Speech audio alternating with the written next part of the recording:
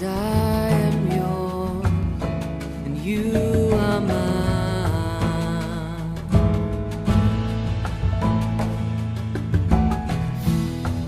'Cause I am yours, you are mine. You are mine. నిర్గమాకాండము 31వ అధ్యాయము 1వ వచనం నుండి. మరియు యెహోవా మోషేతో ఇట్లా నేను చూడుము, నేను యూదా గోత్రంలో హూరు మనవడును హూరు కుమారునైన బెసలేలు అను పేరు గల వారిని పిలిచితిని.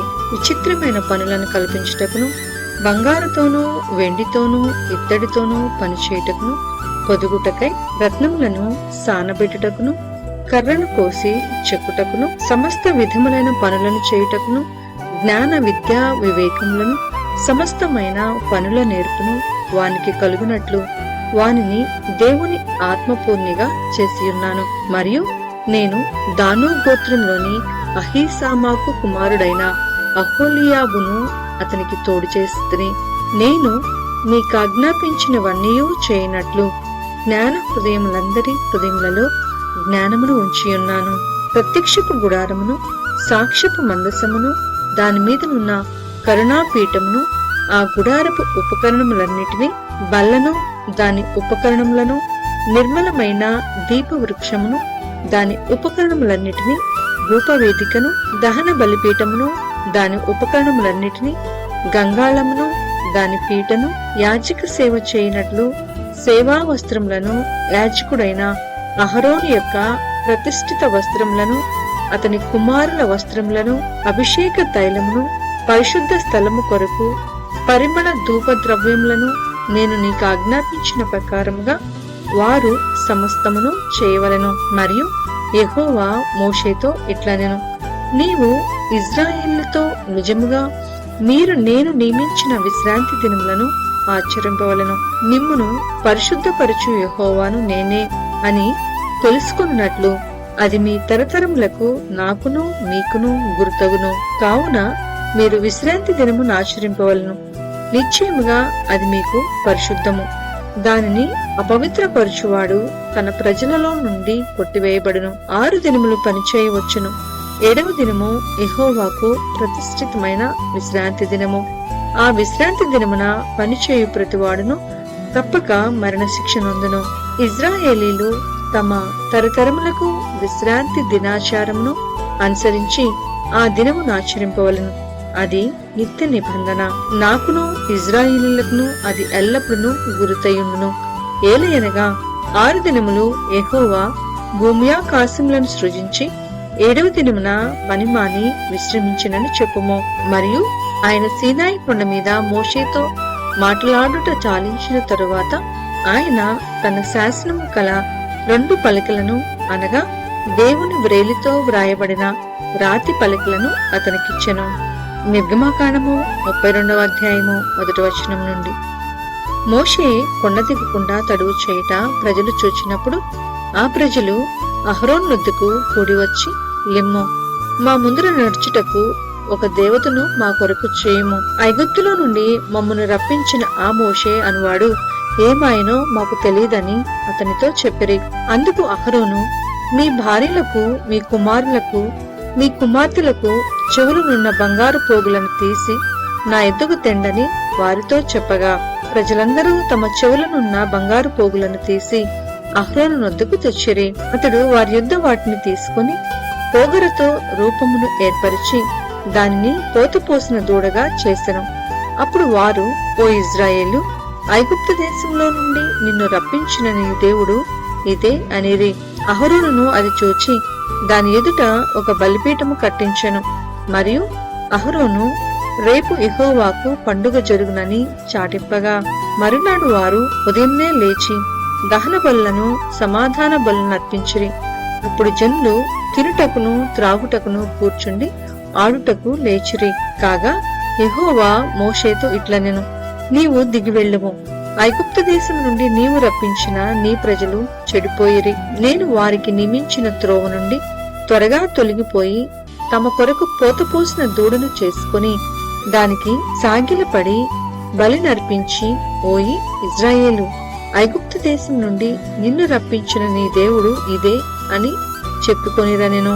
మరియు యెహోవా ఇట్లనెను, నేను ఈ ప్రజలను చూచియున్నాను, ఇదిగో వారు లోబడినొల్లని ప్రజలు, కావున నీవు ఊరకుండుము.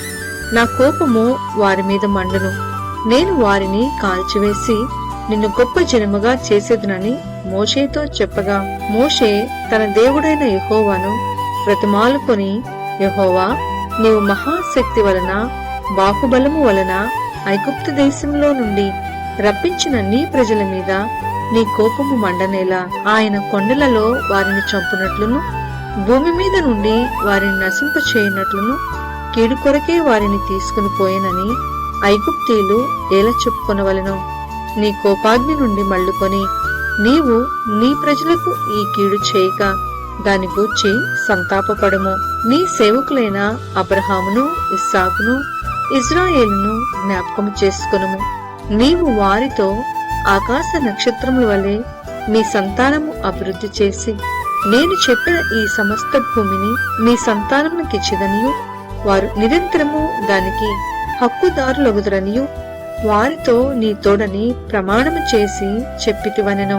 అందుకు యెహోవా తన ప్రజలకు చేసేదనని చెప్పిన కీడును గూర్చి సంతాపపడెను.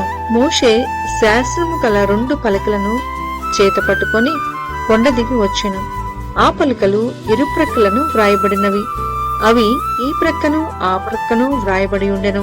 ఆ పలకలు దేవుడు చేసినవి, ఆ పలకల మీద చెక్కబడిన వ్రాత దేవుని చేవ్రాత. ఆ ప్రజలు పెద్ద కేకలు వేయుచుండగా యెహోషువ ఆ ధ్వని విని, పాళెములో యుద్ధధ్వని అని మోషేతో అనగా, అతడు అది జయధ్వని కాదు, అపజయధ్వని కాదు, సంగీత ధ్వని నాకు వినబడుచున్నదనెను. అతడు పాళెమునకు సమీపింపగా ఆ దూడను వారు నాట్యమాడుటను చూచెను. అందుకు మోషే కోపము మండెను. అతడు కొండ దిగువను తన చేతులలో నుండి ఆ పలకలను పడవేసి వాటిని పగులగొట్టెను. మరియు అతడు వారు చేసిన ఆ దూడను తీసుకుని అగ్నితో కాల్చి పొడి చేసి నీళ్ల మీద చల్లి ఇజ్రాయేల్ చేత దాన్ని త్రాగించెను.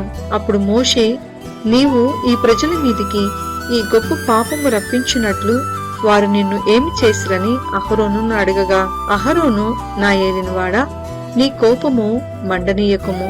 ఈ ప్రజలు దుర్మార్గులను మాట నీవెరుగుదువు. వారు మాకు ముందు నడుచుటకు ఒక దేవతను చేయము, ఐగుప్తుల నుండి మమ్మను రప్పించిన వాడగు ఈ మోషే ఏమాయనో మాకు తెలియదనిది. అందుకు నేను, ఎవరి యొద్ద బంగారము ఉన్నదో వారు దానిని ఊడతీసి తెండని చెప్పితిని. నేను దాన్ని అగ్నిలో వేయగా ఈ తోడ ఆయనను. ప్రజలు విచ్చలవిడిగా తిరుగుట మోషే చూచెను. వారి విరోధులలో వారికి ఎగతాళి కలుగునట్లు అహరోను విచ్చలవిడిగా తిరుగుటకు వారిని విడిచిపెట్టి ఉండెను. అందుకు మోషే పాళెము యొక్క ద్వారమున నిలిచి, యెహోవా పక్షముననున్న వారందరూ నా ఎద్దుకు రండి అనగా, లేవీయులందరూ అతని ఎద్దుకు కూడి వచ్చిరి. అతడు వారిని చూచి, మీలో ప్రతివాడును తన కత్తిని తన నడుమున కట్టుకొని పాళెములో ద్వారము నుండి ద్వారమునకు వెళ్ళుచు, ప్రతివాడు తన సహోదరుని, ప్రతివాడు తన చెలికానిని, ప్రతివాడు తన పొరుగువానిని చంపవలనని ఇజ్రాయేలుల దేవుడైన యెహోవా సెలవిచ్చుచున్నాడనెను. లేవీయులు మోషే మాట చొప్పున చేయగా ఆ దినమున ప్రజలలో ఇంచుమించు 3,000 మంది కూలిరి. ఏలయనగా మోషే వారిని చూచి, నేడు యెహోవా మిమ్మును ఆశీర్వదించినట్లు మీలో ప్రతివాడు తన కుమారుని మీద పడియే కాని, తన సహోదరుని మీద పడియే కాని యెహోవాకు మిమ్మును మీరే ప్రతిష్ఠ చేసుకొనుడనెను. మరునాడు మోషే ప్రజలతో, మీరు గొప్ప పాపము చేసితిరి కనుక యెహోవా యొద్దకు కొండ ఎక్కి వెళ్ళెదను. ఒకవేళ మీ పాపములకు ప్రాయశ్చిత్తము చేయగలనేమో అనెను. అప్పుడు మోషే యెహోవా యొద్దకు తిరిగి వెళ్లి, అయ్యో, ఈ ప్రజలు గొప్ప పాపము చేసిరి, వారు బంగారు దేవతను తమ కొరకు చేసుకొనిది. అయ్యో, నీవు వారి పాపమును ఒకవేళ పరిహరించితివా? లేని ఎడల నీవు వ్రాసిన నీ గ్రంథంలో నుండి నా పేరు తుడిచివేయమని బ్రతిమాలుకొనుచున్నానెను. అందుకు యెహోవా, ఎవడు నా ఎదుట పాపము చేసెనో వాణ్ణి నా గ్రంథంలో నుండి తుడిచివేయుదును. కాబట్టి నీవు వెళ్లి నేను నీతో చెప్పిన చోటికి ప్రజలను నడిపించుము. ఇదిగో నా దూత నీకు ముందుగా వెళ్ళును. నేను వచ్చు దినమున వారి పాపమును వారి మీదికి రప్పించదునని మోషేతో చెప్పెను. అహరోను కల్పించిన దూడను ప్రజలు చేయించినందున యెహోవా వారిని బాధపెట్టెను. నిర్గమాకాండము 33వ అధ్యాయము 1వ వచనం నుండి. మరియు యెహోవా మోషేతో ఇట్లనెను, నీవు ఐగుప్తు దేశం నుండి తోడుకుని వచ్చిన ప్రజలను బయలుదేరి నేను అబ్రహాముతోనూ ఇస్సాకుతోనూ యాకోబుతోనూ ప్రమాణము చేసి నీ సంతానమునకు దీనినిచ్చితినని చెప్పిన పాలు తేనెలు ప్రవహించు దేశమునకు లేచిపోండి. నేను నీకు ముందుగా దూతను పంపి కనానీయులను, అమోరీయులను, హిత్తీయులను, పెరిజ్జీయులను, హివ్వీయులను, యెబూసీయులను వెళ్ళగొట్టెదను. మీరు లోబడనొల్లని ప్రజలు కనుక నేను మీతో కూడా రాను.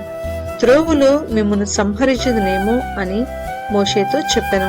ప్రజలు ఆ దుర్వార్తను విని దుఃఖించిరి. ఎవడనూ ఆభరణములను ధరించుకొనలేదు. కాగా యెహోవా మోషేతో ఇట్లనెను, నీవు ఇశ్రాయేలుతో మీరు లోబడనొల్లని ప్రజలు, ఒక క్షణమాత్రము నేను మీ నడుమునకు వచ్చి తినా మిమ్మును నిర్మూలము చేసేదను కనుక మిమ్మును ఏమి చేయవలెనో అది నాకు తెలియనట్లు మీ ఆభరణములను మీ మీద నుండి తీసివేయుడి అని చెప్పుమనెను. కాబట్టి ఇశ్రాయేలీలు హోరేబు కొండ యొద్ద తమ ఆభరణములను తీసివేసిరి. అంతటి మోషే గుడారము తీసి పాళెము వెలుపలికి వెళ్లి పాళెమునకు దూరముగా దాన్ని వేసి దానికి ప్రత్యక్షపు గుడారమును పేరు పెట్టెను. యెహోవాను వెదికిన ప్రతివాడును పాళెమునకు వెలుపలనున్న ఆ ప్రత్యక్షపు గుడారమునకు వెళ్ళుచూ వచ్చెను. మోషే ఆ గుడారమునకు వెళ్ళినప్పుడు ప్రజలందరూ లేచి ప్రతివాడు తన గుడారపు ద్వారమందు నిలిచి అతడు ఆ గుడారములోనికి పోవు వరకు అతని వెనుక తట్టు నిదానించి చూచుచుండెను. మోషే ఆ గుడారంలోనికి పోయినప్పుడు మేఘస్తంభము దిగి ఆ గుడారపు ద్వారమందు నిలువగా యెహోవా మోషేతో మాటలాడుచుండెను. ప్రజలందరూ ఆ మేఘస్తంభము ఆ గుడారపు ద్వారమును నిలుచుట చూచి లేచి ప్రతివాడును తన గుడారపు ద్వారముందు నమస్కారము చేయుచుండిరి. మనుష్యుడు తన స్నేహితునితో మాట్లాడినట్లు యెహోవా మోషేతో ముఖాముఖిగా మాట్లాడుచుండెను. తరువాత అతడు పాళెములోనికి తిరిగి వచ్చుచుండెను. అతని పరిచారకుడును నూను కుమారుడైన యెహోషువ అను యవనస్తుడు గుడారంలో నుండి వెలుపలికి రాలేదు.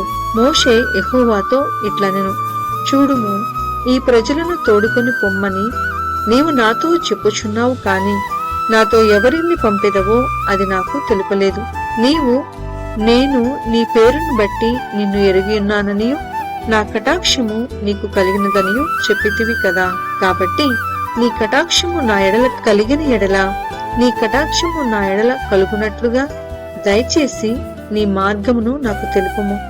అప్పుడు నేను నిన్ను తెలుసుకొందును. చిత్తగించుము, ఈ జనము నీ ప్రజలే కదా అనెను. అందుకు ఆయన, నా సన్నిధి నీకు తోడుగా వచ్చును, నేను నీకు విశ్రాంతి కలుగు చేసేదనగా మోషే, నీ సన్నిధిని రాని ఎడల ఇక్కడ నుండి మమ్మను తోడుకొని పోకుము. నా ఎడలను నీ ప్రజల ఎడలను నీకు కటాక్షము కలిగినదని దేనివల్ల తెలియబడును? నీవు మాతో వచ్చుట వలననే కదా. అట్లు మేము అనగా నేనును నీ ప్రజలను భూమి మీదనున్న సమస్త ప్రజలలో నుండి ప్రత్యేకింపబడదుమని ఆయనతో చెప్పెను. కాగా యెహోవా, నీవు చెప్పిన మాట చొప్పున చేసెదను. నీ మీద నాకు కటాక్షము కలిగినది, నీ పేరును బట్టి నిన్ను ఎరుగుదునని మోషేతో చెప్పగా అతడు, దయచేసి నీ మహిమను నాకు చూపుమనగా ఆయన, నా మంచితనమంతయు నీ ఎదుట కనపరచెదను, యెహోవా అను నామమును నీ ఎదుట ప్రకటించెదను. నేను కరుణించువాని కరుణించెదను, ఎవనియందు కనికరపడెదనో వానియందు కనికరపడదనెను. మరియు ఆయన, నీవు నా ముఖమును చూడజాలవు, ఏ నరుడును నన్ను చూచి బ్రతుకడనెను. మరియు యెహోవా, ఇదిగో నా సమీపమున ఒక స్థలమున్నది, నీవు ఆ బండ మీద నిలువవలెను. నా మహిమ నిన్ను దాటి వెళ్ళుచుండగా ఆ బండ సందులో నిన్ను ఉంచి నిన్ను దాటి వెళ్ళు వరకు నా చేతితో నిన్ను కప్పెదను. నేను నా చేయి తీసిన తరువాత నా వెనుక పార్శ్వమును చూచెదవు, కాని నా ముఖము నీకు కనపడదని మోషేతో చెప్పెను.